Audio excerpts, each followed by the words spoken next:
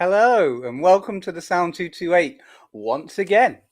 We are banging out these interviews and Mhm. we have a very, very special guest backstage. But as you all know, I'm Matt James and I have a very special host with me today. I'm Gina Capello. Gina, do you want to introduce who we've got backstage and then we'll bring them in? We got the very own Joel Birch from the Amity Affliction. Hi. Hi, Hi. Joel. Hey How are Joel, we how's it doing? going?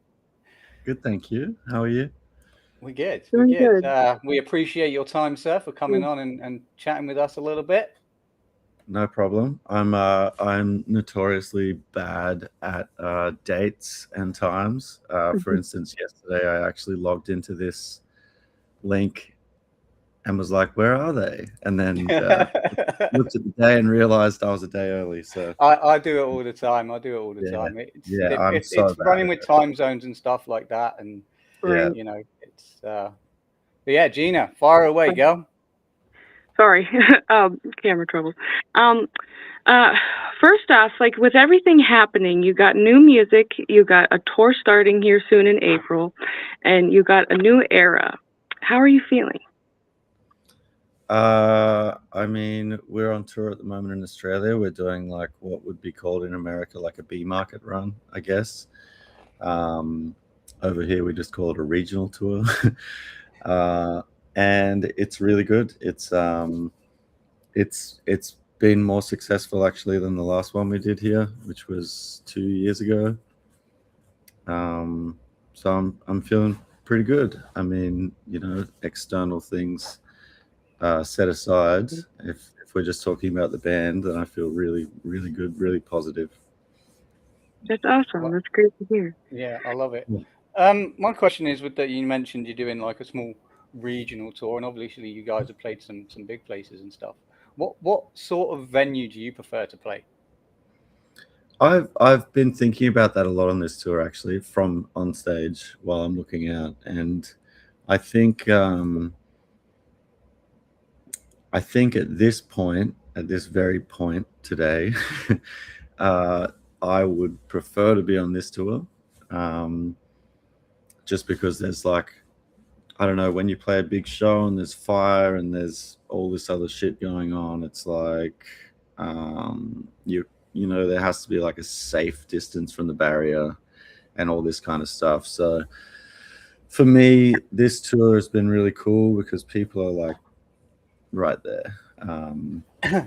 And it's also been like, we're when you do a capital city tour here, people travel from like 3 hours outside of the city to come to the show. You get a lot more people, but doing these shows, we're playing like 500 to 2,000 cap venues, and some of the time, like that means an insane venue because it's like we've played a couple shows already where the venue capacity is not the venue capacity. Right.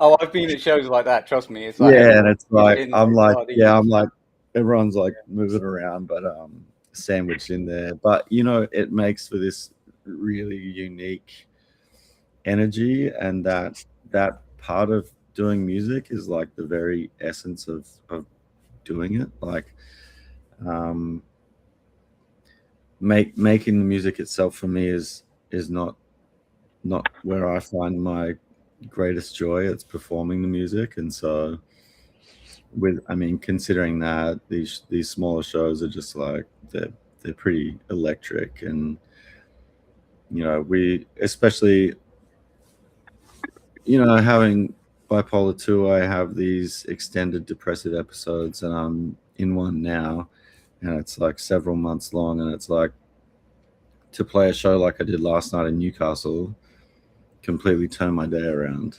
And it's like that, and I know for sure it did that for someone in the crowd. And so just having that kind of thing happen, is pretty special. So this Yeah. tour is definitely going to be one that I treasure. There's some tours we do that I hold on to a bit more than others, and this one for sure will be in there in my Yeah, little, definitely. little And treasure and I feel chest. you like you saying it can change your day around if you're having a rough day or whatever. Because like for me, when I go to a show, that's my mental health release, right? Yeah. Yeah. One example is I went and saw Shinedown in one of my big arenas over here, and I was in a rough place at the time. I was like really low and depression and stuff like that. Went to that show, and I came out of there with a different perspective on life than when I went in. Yeah. You know, and it's like that. So it must for you like it must be the same feeling when you step up on stage, and if you are having a rough time or whatever, it's releasing that out through your music. Yeah. Yeah. It's always it's always like I feel like I got rid of the demons. You know what I mean? Yeah, definitely, definitely. Any concert that I've ever been to, it's always been a happy place for me. Like, and it's funny that you talk about Shinedown. Like last year, I had saw Shinedown too on their Dance Kid Dance tour, and just like that whole new album is just so emotional. And I don't know how much I cried, but like it was just so intense, and like it just in a good way. And I've seen you perform at, with Amity, I think in Pittsburgh a couple times. And like I've listened to your music for years, and but just even like at any show that I've been to, it's always been like you're getting rid of those demons. Mm. And it's just like it's just electric how you feel after a show, and it's indescribable to a lot of people who don't understand. Yeah, it is, and it's always strange when you meet people that don't care about music. No, They're like totally ambivalent. They're like, no. what? Yeah, I don't know. It's on the radio. It's like cool. I could live without it. I'm just like, wow. I Right. can't. No, I can't imagine feeling like I could live without music. That's oh, just Mhm. very foreign. it runs through my veins. You know, I Yeah. never took that journey to like 'cause my dad always pushed me. He was Elvis impersonator and played the clubs and Oh that no for a way. very long time. Yeah. And he was pushing me to like I can play a bit of the guitar and I can play the piano and stuff, but I never took Yeah. it that seriously. So doing this Yeah. side of it, I love it. It's just Yeah. running through my veins. But Gina, talking of emotions and connecting to music and albums and stuff, do you wanna tell Joel your little story of connecting to Amity? You mean my tattoo? Yeah. Well, it was after Everyone Loves You Once You Leave Them. I got the ghost. I got the ghost on there. Oh, I don't know. Cool. Yeah. It's kind of hard to say, but yeah, I got Here's to Loneliness, my friend, Yeah. because I suffer with borderline personality disorder, and like after learning the meaning of a loneliness, it just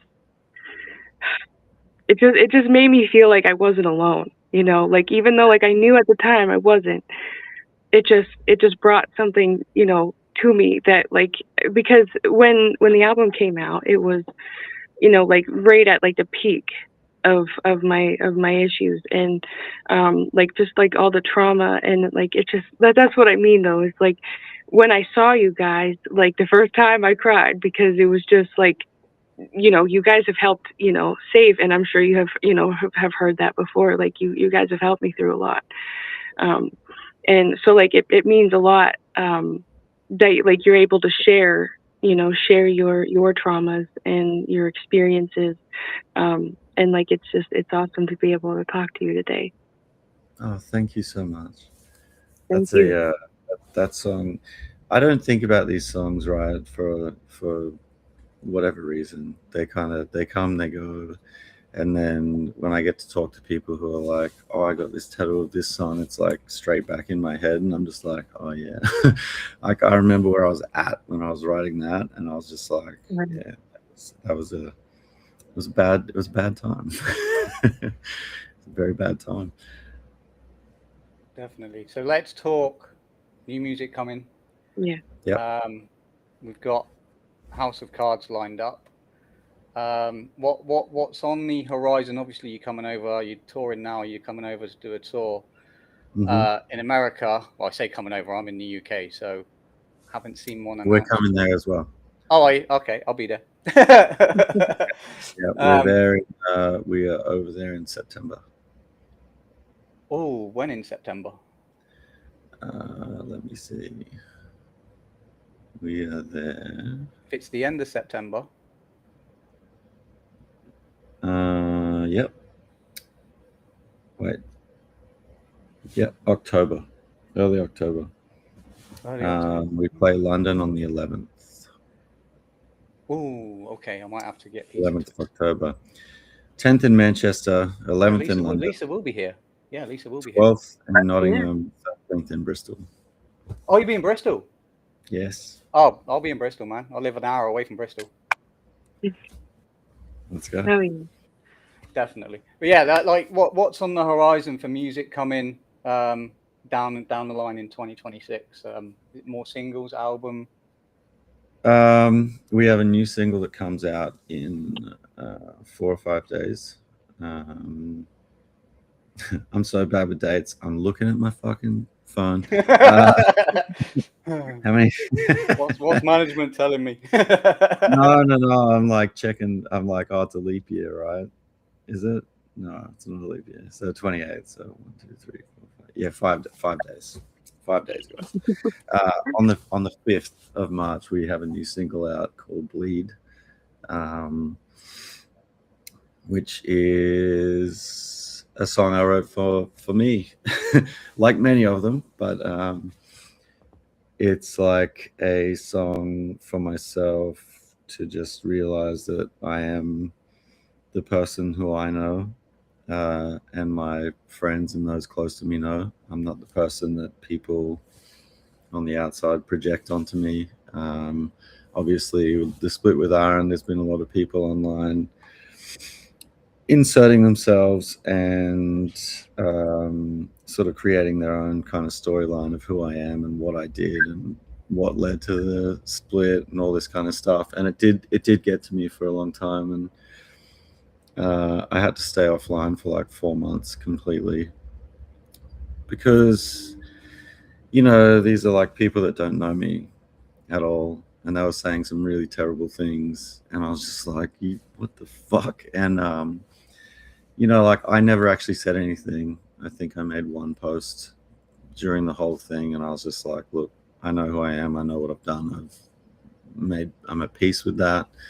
But it's one thing for me to write that, and it's another thing for me to actually find peace in the midst of that. And so I wrote this song, and it's like, it's a heavy song, and I love the song, but that's sort of what it stems from, is the external judgment, I guess, from people who have formed like parasocial relationships with the band, and have you know, we all relate to bands in our own way. It's all part of it. I do it. I have these same relationships with strangers, you know, like I have bands that it's quite possible I've either played on festivals with them or I will play on festivals with them, and I've made sure to never meet them because I don't want to. For me, my relationship to music and to movies and to anything that involves, like, to sport, to all these things, I've never been like a fan of anything. I don't know what that is in me, like what part of my personality that is, but I have favorite albums where I don't know the song names. I know the lyrics, but I don't know the song names. I don't know when they came out. I don't know who's on the album.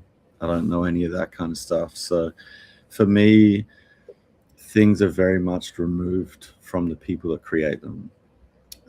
And so with that in mind, I don't really feel compelled to meet the people that created them. Right. And it's not like a fear of what they would be like. You know, like, every time I die, one of my all-time favorite bands, Keith Buckley, has been one of my favorite lyricists since I was listening to heavy music and found Every Time I Die. And you know, I remember hearing Last Night in Town, and I was just like, how do you write lyrics this good? I was like, that's crazy. And Shai Hulud is the same thing. I was just like, this is fucking crazy. I'm like reading these things, and you know, I've met Keith a bunch of times and we toured with him, and he's a very, very lovely person, and that's excellent. But like the guy I met is still in my head, removed from the guy who wrote all the songs, and I don't know what that is. I don't know what that is about. But I just wanted to say that like I am no different. Like I'm not sitting here going like, you fucking idiots. No. Forming relationships with people in bands because you're listening to them, because it's so natural, because Yeah. you feel a certain way from hearing. You know, it's like guitarists that just love certain guitarists from other bands, and that's from how they play, and it's what they put into the guitar, or what a drummer puts into the drums. And these things are definitely special and should be held, and I'm no different, and I hold the same things. It's just that for me they're a little bit more detached from the people doing it. That's all. Yeah, I feel you. It's like you kind of enjoy the music, and it's like you try and pull yourself away. Maybe because of like, you know, what you do and the success that you've had It could potentially. be. It could be. Yeah. You see, because I had a fan reach out and was like, "Oh, I can't even remember what band it was. They were going to go meet, but they were like, how do I behave? How do I behave? I'm going to meet them. I'm going to meet them." I'm like, they're human beings. Yeah. Just treat them like a human being, you know? Yeah. They're just normal people. They just do good Yes. stuff. It's, you know, Yeah. they're no different. You know, it's crazy. But yeah, we've got House of Cards lined up, and our other co-host Jared usually asks the question, but I believe Gina is going to ask the question today. You can either tell us everything or tell us nothing. Yes. All right. Fire. Tell you about the song. Is that what we're doing here? Yeah, tell us everything or tell us nothing about the song. Okay. So the song is for my brother and sister. My mother died in July 24. She was not a good person. She had this thing she did which was very manipulative, where to each child she made it seem like she had this fantastic relationship with the other two. So there's three of us. They're my stepbrother and stepsister, but I've never seen them as my half brother and half sister. I don't know. They're my brother and sister. Anyway, she would sort of like play us off one another. And so all three of us thought that the other two siblings had better relationships with her, but we all had shit relationships with her. And for whatever reason, I don't know why she did that. She was manipulative. She was paranoid. She was like deep into QAnon and all that conspiracy shit. And yeah, I flew my sister out when we found out she was dying. I got home from Europe and went straight to the hospital. My sister got in the day before and had gone straight to the hospital. My brother cut short his trip. He was over in Europe with his partner. He flew home, and like the first thing she did when my sister and I were together in the room was start abusing my sister about how I paid for her plane ticket. And she's like, "You've got to pay him back." And I was like, "What the fuck?" Like, she lives in Spain, and I don't know if you know anything about the wages in Spain, but they're not very high. So it's prohibitive to traveling to Australia.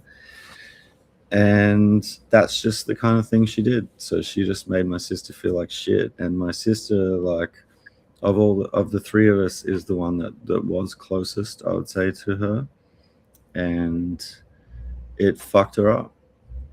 And so, you know, I wrote the song, and it's like, that line, like, sister, I never saw you get your flowers. It's just like my mum never really gave her the love and appreciation that she should have. She's actually like the smartest and most brilliant out of the three of us. Um, and she just never shown like how amazing she is, you know what I mean? And then conversely, my brother, she just wanted to force him to live a life that she desired him to have, not one that would bring him fulfillment. So he's also quite smart, and got into finance, and I feel like she pushed him, pushed him. You've got to make money, you've got to have a career. And I'm like, we grew up like dirt poor, and I don't think it took long for the three of us growing up separately, when they sort of entered their teens, to realize, like, a lot of people that are uneducated are very intelligent. Some of my friends who dropped out of high school are some of the smartest people I know. They understand complex theories. They're very much well read, but they've done it on their own. They've lived their life, and they've educated themselves on things that they're interested in. School just wasn't really the right kind of pathway or whatever. But our mother was not that, and she, I think, was intimidated a lot of the time by the fact that she had children that had a deeper understanding of complex issues than she did, and she would kind of lash out at us because she was drunk all the time also, and it would become like a manipulative tool of hers, where she would say things like, "Oh, you all just treat me like I'm stupid," and things like this. And yeah, I wrote, like, "Dear Lord, he's sick of living between the sword and the wall," because she really did just put him in between a rock and a hard place, and yeah, I just wanted a song for them. Wow, And that's deep. That's yeah, deep. And the a lot of people don't realize how deep these songs come from. You know what I'm saying? It's you listen to it, you know, and the line, "Hate is easy, you've got to try and love yourself," is just, it's for that line's for everyone, but it's like we get put in these positions in life where people we love and we expect to give us love in return don't, and that fucks you up, and it can feed into these deep-seated insecurities that do make us hate ourselves. And that's easy, it's really easy. And so there was actually like this Instagram comment, which is crazy, but this Instagram comment that I read, I think, on Summer of Loud. And this song was already written, but I wrote "Hate is easy, love yourself" just after reading this comment, and it was just this person saying, "I hope they write something hopeful on the next album, because they've just been miserable for so long." And I was like, true. right. You know what? Like, I think I do have to actually take this on board. I was like, it's really true. And I wrote that because, I struggle with it. And I was like, what better way to say something that's in the right context, where I'm not writing something forcing it, where I'm writing something that is definitely like for me as well. Yeah. And so I wrote that line, the song came together, and then Dan had this part, and he's like, "Oh, I need a line," and I was like, "Well, I want to put this in there," and it fit, and so there you go. Love it. Love it. That was telling us everything. That's everything. But yeah, I love that's one thing like that gets me to loving a song is relating to it. Yeah, Whether it's the same thing as what when you wrote it, but or whether I'm relating it to something that's happening in my life. Like that's what music does. It makes you feel and relate. But now you've heard everything about this song. We're going to watch the video. This is the Amity Affliction, House of Cards, and you're watching the sound.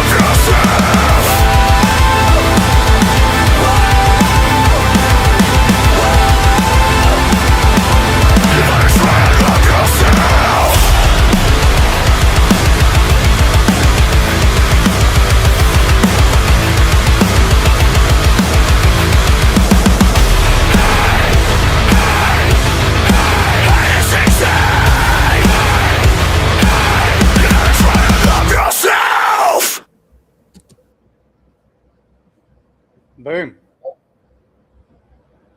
What about... Hello, Gina. Oh, we've switched around. What, are you having technical difficulties, dear? We can't hear you. There you are. Oh, no. Oh, no. Oh, no. We'll see if she can come back quickly. If not, we'll finish the interview up with me. Is that better? Still can't hear you, love. Muted.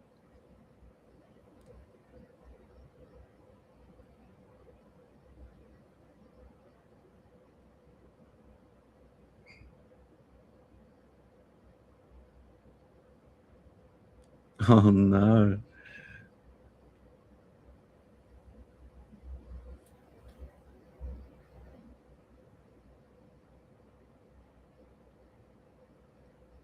No, no.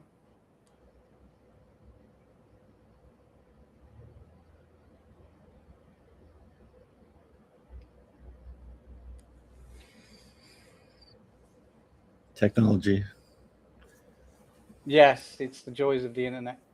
But it's good. That's how we can do this. You know, we've got 3 different countries on right Yes. now. It's true.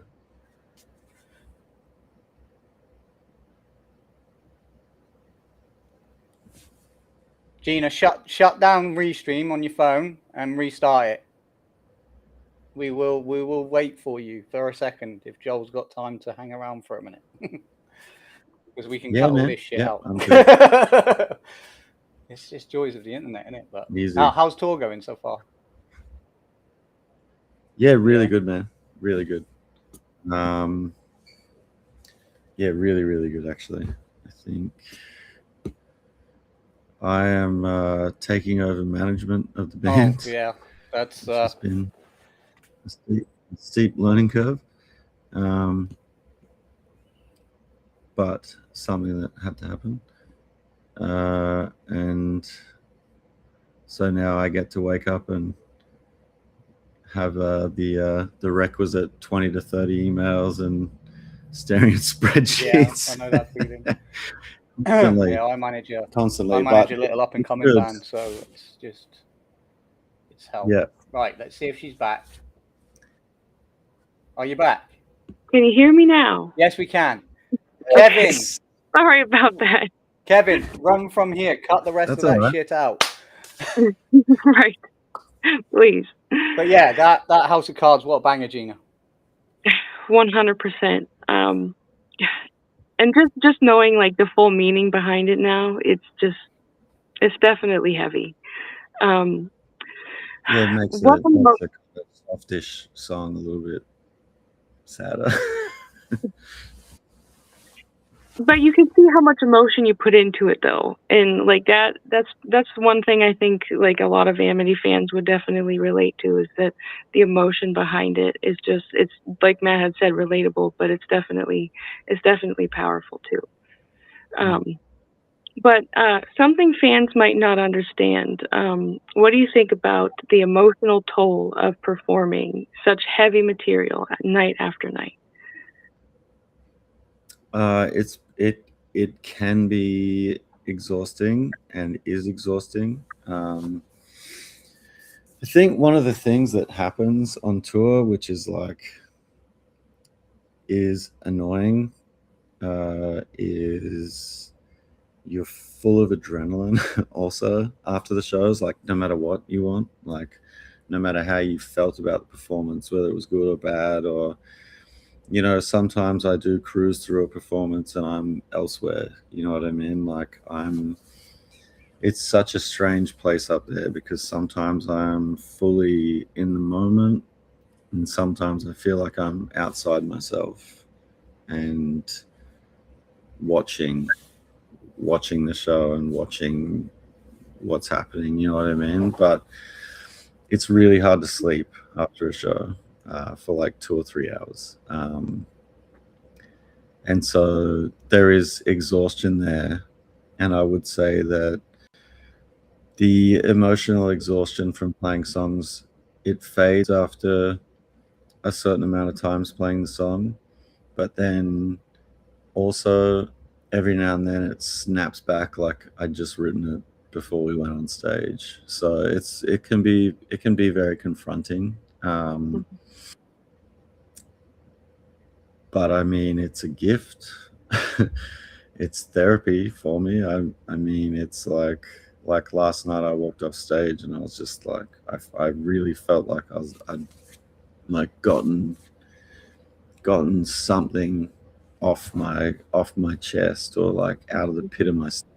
You know what I mean? The show was just like one of those shows for me where I was like, oh, that's why we do it. Like this is why we do it, you know. And those shows they're not rare. So it's like that's the payoff, you know. Like yeah, I get tired, yeah, I get exhausted, yeah, I get run down, I get fucking crushing depression, I get lonely, but I get to do this thing that not many people get to do, and I get to connect with people from all walks of life, all around the world. And like, what, you know, what what would I trade it for? Like Right. nothing. The end. Right. Like You nothing. know, I don't.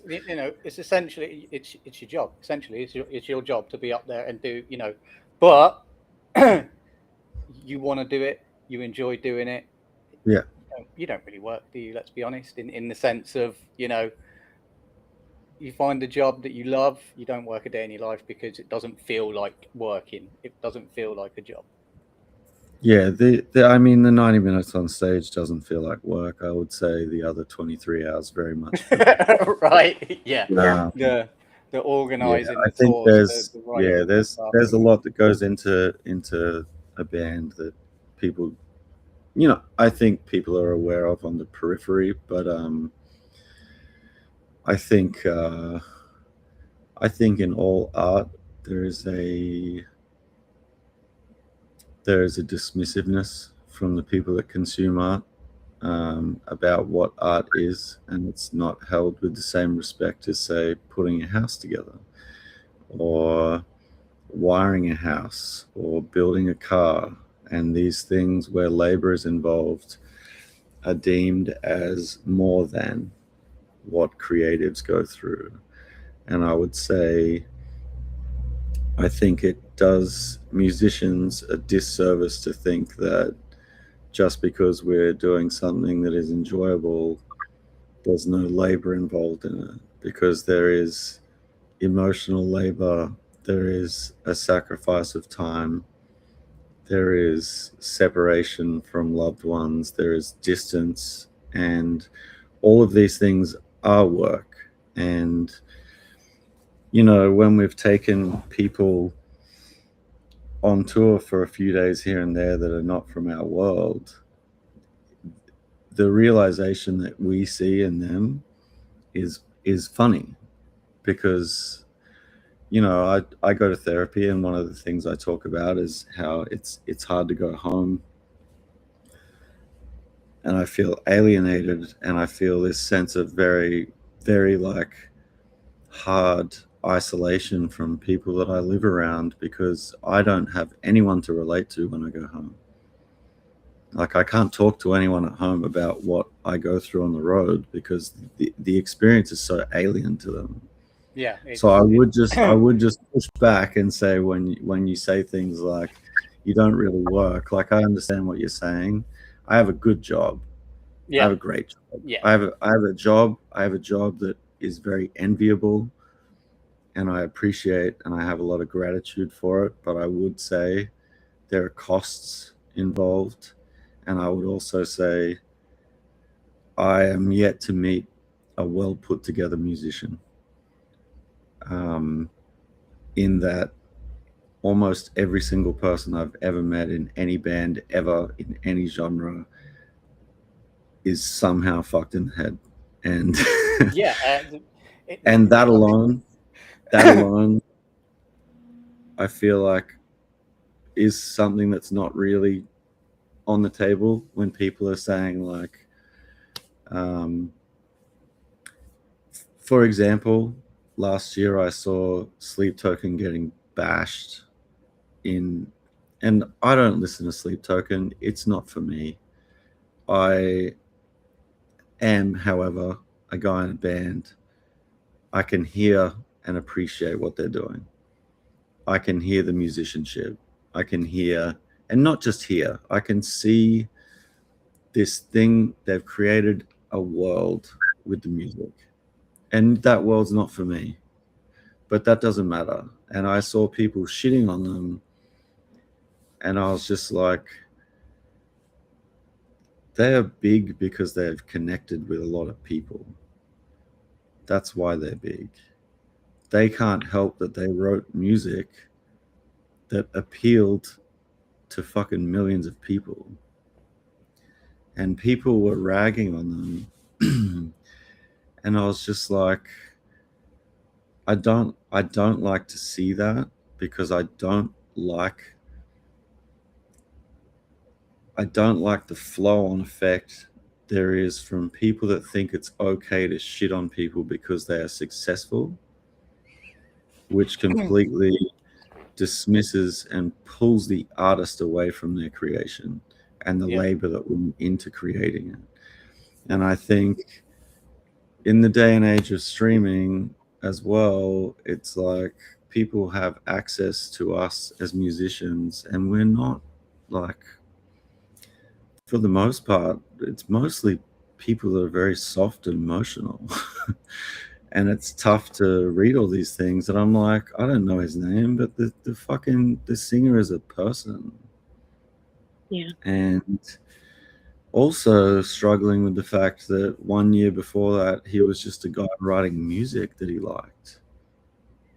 And now he's a guy very much in the public sphere. And it's like, what does that do to a person? Yeah. Yeah. Like, that fucks Definitely. you up. Yeah, Like, it does. one of my friends works for Youngblood, and he was posting photos of them just like having coffees and shit in Sydney. And I was in Sydney at the time, but the time didn't we couldn't meet. The time didn't work out. But I texted him and I was like, man, how much is he enjoying just being able to go get a coffee and go for a swim, and like no one knows who he is really. And he's like, man, he's so happy. And people don't think about this shit, like, because why would you? You know, you're like, Yeah. you know, like, oh, this band's turned into a meme. That's so funny. I'm going to post the meme. And all of a sudden, the fucking algorithm feeds these memes to the very people they are about. That's how it works. Yeah. So there's my long rant that stems from from you just lightheartedly saying it's not a job. I love it. I love it. I just love how much info and how deep you go. And yeah, I do understand what my job is, and it's fucking fun, and I get to do cool stuff. I get to, you know, yesterday I arrived, I played golf on my own, I was out in nature, there were kangaroos and shit. It's very beautiful. And then I get to go and play a show, and it's fun, and I have a great experience. But also it's like, while I'm on the golf course, I'm also dealing with other things, you know, that come with it. And so there is a cost to the cool job, is all I would say. Yeah, exactly. And it's a lot of like me when I was just a fan before I came this side of the industry. Like, I didn't realize how much like, I knew it was work, but I didn't realize how much work went into just getting a single out or putting on a live show. And I come this side of the industry, and it really opened up my eyes to a lot of things. Yeah. You know, I took a band on tour over here. I was their tour manager and driver. We did like a 2-week run, mate. That fucked me up. 23-hour days I was doing. Yeah. You know, and people don't understand the amount of work that goes into it. But I loved every minute of it. Yeah. You know? Yeah, that's it. Talking about all the work and the sacrifices that go into the music, you know, you guys have been around a while, you've seen it all. What sort of, because, you know, we like to help out these up and coming artists in the industry. It's what the sound's all about. What one bit of advice would you give to a new up and coming band that's coming into the industry these days? I mean, I would avoid getting a manager. Sorry to say. I love it. I would avoid getting a manager, and if you're going to get a manager, I would look at the contract with a lawyer and have them explain everything to you in layman's terms. I would say, generally speaking, most management deals are 20% of gross. And to put that into a real term, if you were paid $1,000 for a show, that's $200. Even if it costs you $2,000 to play the show, you're going to pay the manager $200. And I mean, I've just started working with this band from where I live, who are friends of mine, and I have a very naive goal. I'm a naive person when it comes to things like changes that can be made that should benefit people.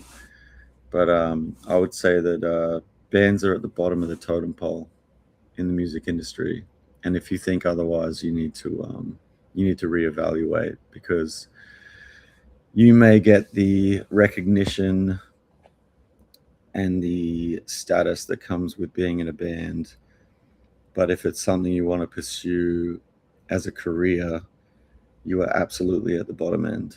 Um, you will go on tours where you pay your crew more than you walk away with.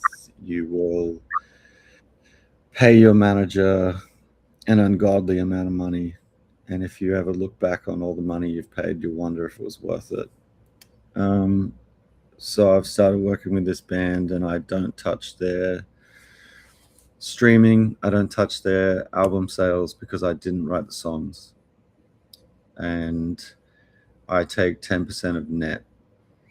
And I don't care if they play a show and they get paid 10 grand and they spend 10 grand on production, because that means possibly they'll play a show and they'll get 100 grand. Now they're just starting out, so I'm not going to make money for a long time. But the work that should be put into a band should be one that is, in my opinion, a mutual amount of effort. And I think if you avoid having a manager,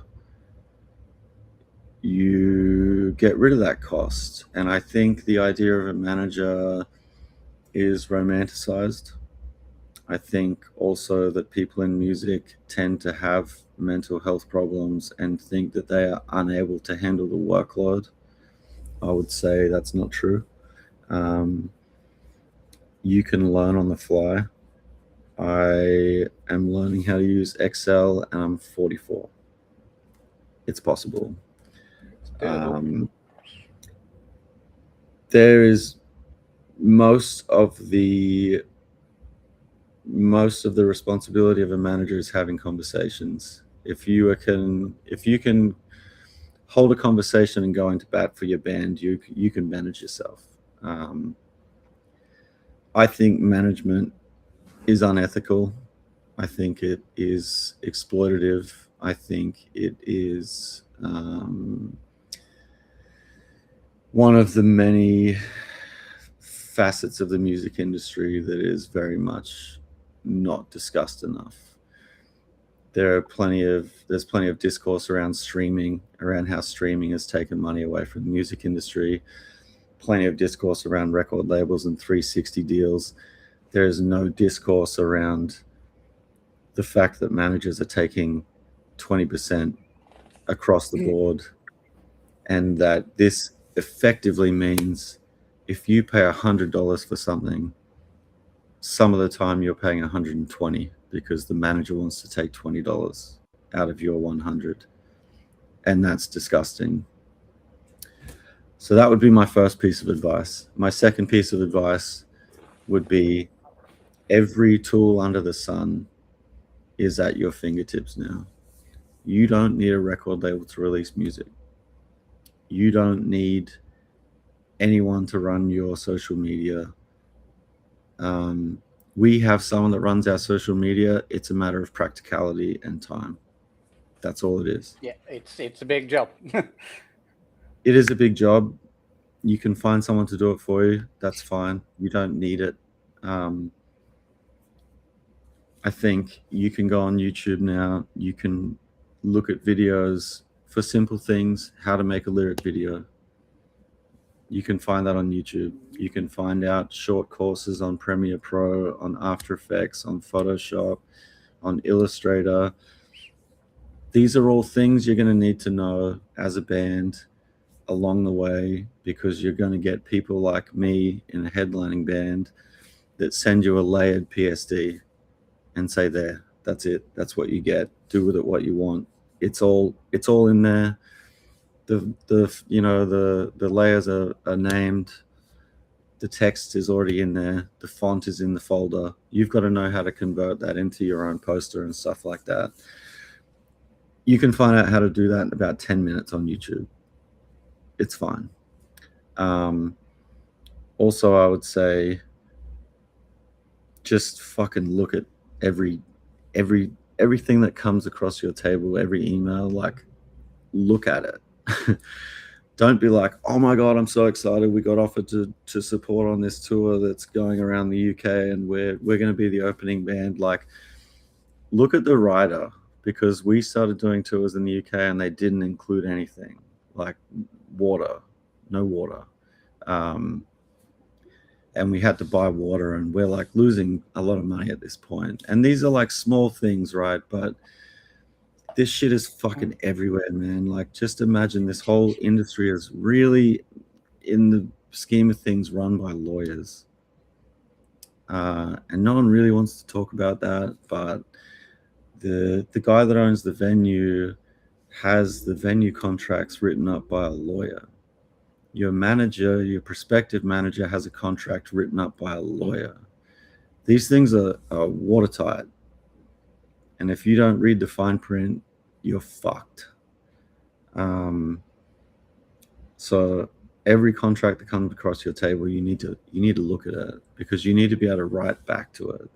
And you don't need to write back in legal terms. You don't need to even know how to read a contract with legal glasses on. You just need to read it, because it will be very easy to see if they're like, you know, if you pull a piece of tape off the stage, that's going to cost you 50 quid. Because venues will fucking do this. We played a venue on this tour and something happened and they did it, but they were trying to sting us for it. And then we played a venue the other night where they put in their contract that we had to pay for additional hours for a staff member past this amount of time. And it's like, no, we're not paying for that. You know what I mean? And so these are things, people are trying to fuck you everywhere you go. Yeah. So I've found that. Yeah. Working. I work with a lot of up and coming bands on, you know, we help them with their social media and stuff, because a lot of them don't really know what way to turn, so we help them with doing their content and stuff like that. And I manage a band like you. I don't take gross, it's net, and you know, I try and limit the amount that they've got to pay me, because they're not really making any money at the minute, because they're an up and coming band, you know, and it's and I think there needs to be a shift in the music industry. 100%, you know, and I think there needs to be a shift in what bands think they're allowed to ask for. Because it should be totally fair for a band to ask someone for help, and also fair that they don't get completely fucked by getting the help they need. And it's there's too many people in this industry, I've found, that are here to make a quick buck off a band. Like on my end of things at Riff Media Group, I won't take on a band and push something that I don't believe in, because it's disingenuous.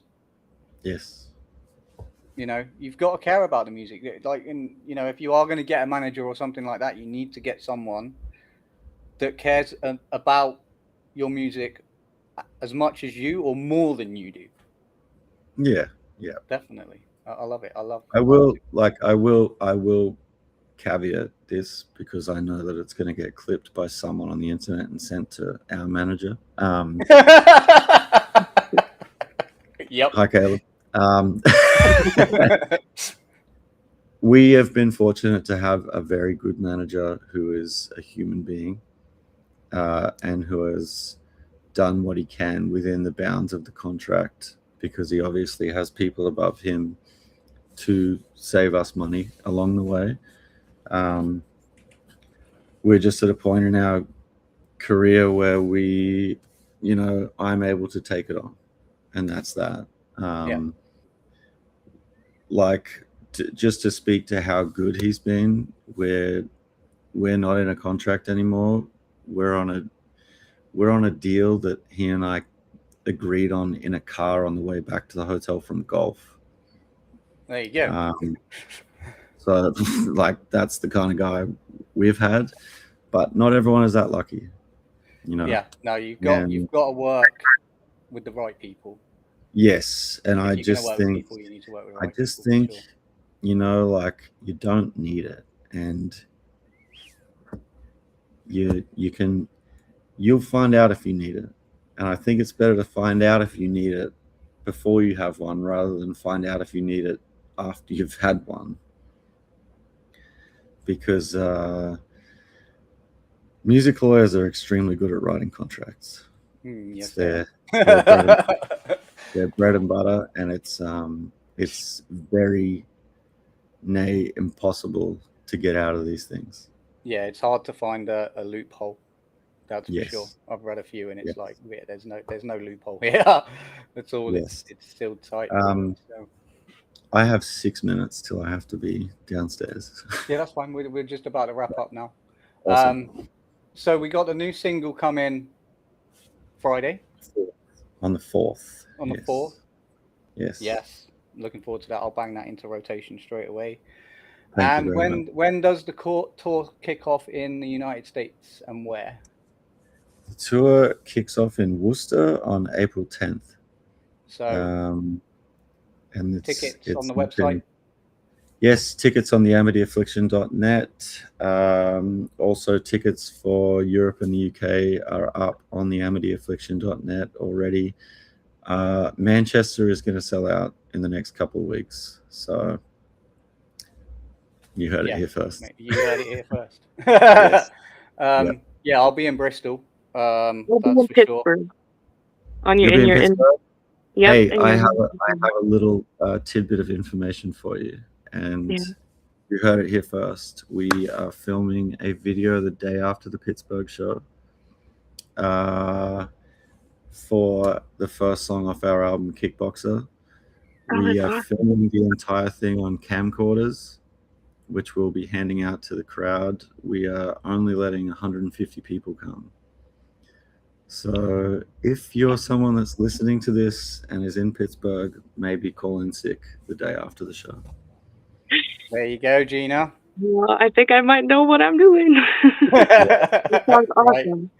Definitely. Yeah, so we're going to hand out 5 camcorders to the crowd and play the song a bunch of times, and that's going to be the music video. Wow, I love it. I love it. I love it. So, yeah. Because I think that's super fun, and I think that is a pretty cool thing to be a part of, and we'll then release a 7-inch with the song and a t-shirt with a photo from the show and the date and everything like that. So it's going to be like a little package. So everybody, make sure you keep an eye on the socials. Get yourself on amityaffliction.net. Get your tickets to the shows because they are going to sell out. That's for sure. Get your tickets early. Joel, we appreciate you joining us. It's been a fantastic conversation. I love how deep you went into everything. It's just been great. I love just. I could sit here all day and just talk music, and I'm sure you can too. Unfortunately, you've got things to do. You've got to go downstairs, get yourself ready. Yeah. Thank you, sir. We appreciate your time. Thanks a lot, guys. Thanks a lot. Have a good night.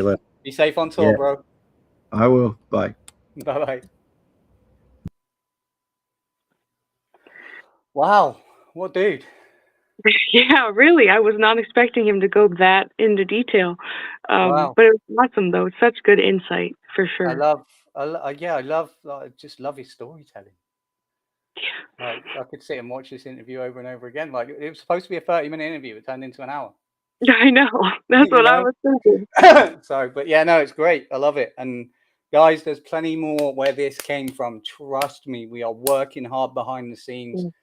Well, Kevin is working hard behind the scenes. We are bringing you the heat. We're bringing bigger artists on. Obviously, we're still looking after the up and comers. It's what we're all about. We will never sway away from that.